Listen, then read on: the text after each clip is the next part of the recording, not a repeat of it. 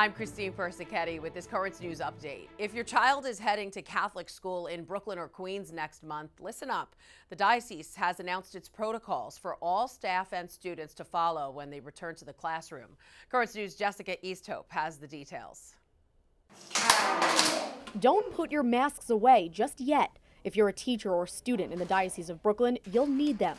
Face coverings are coming back next school year, at least for now, according to school superintendent CHADZUTKO. We're tired of it, but I think from a perspective of protecting the children, the faculty and the staff, short term, it is the right decision to make for the safety. In addition to masks, school officials are encouraging parents, teachers, and students over the age of 12 to get vaccinated, but will not be requiring them.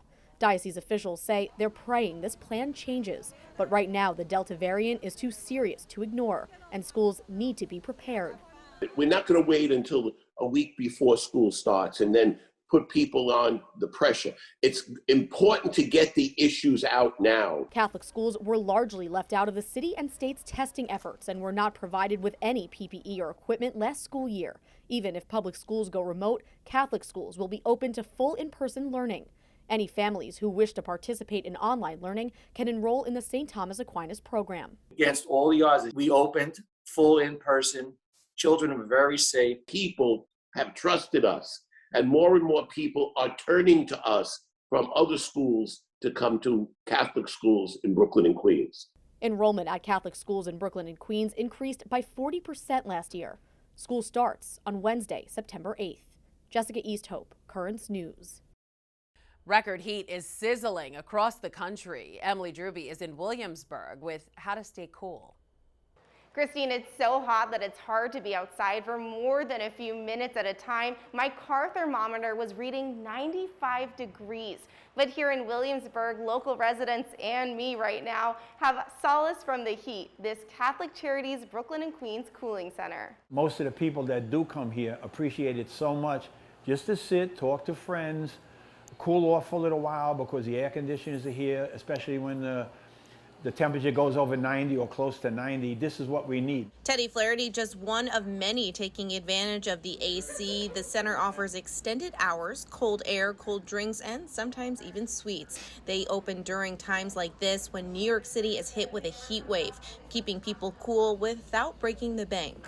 This center is located in Williamsburg on North 6th Street, just off Driggs Avenue. If you're not nearby but looking for a place to cool off, Catholic Charities has 16 other cooling centers across Brooklyn and Queens. In Williamsburg, Emily Drooby, Currents News. Christine?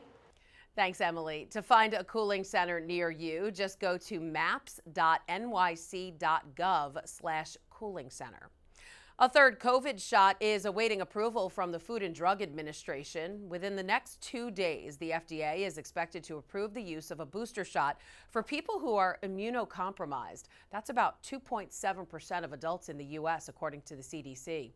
A study from Johns Hopkins University found a majority of organ transplant recipients who are immunocompromised never developed antibodies against COVID after vaccination.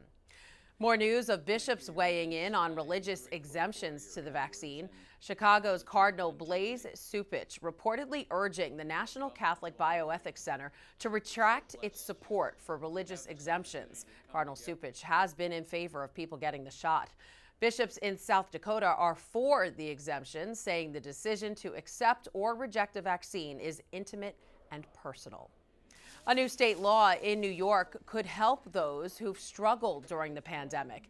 The state will soon require large generators of food scraps, such as supermarkets, to donate as much excess food as possible.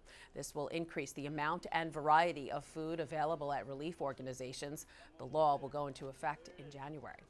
That is this Currents News update. The newscast will be back to its full length this fall when we move to our new studio. I'm Christine Persichetti. Thank you for joining us because we are putting your faith in the news.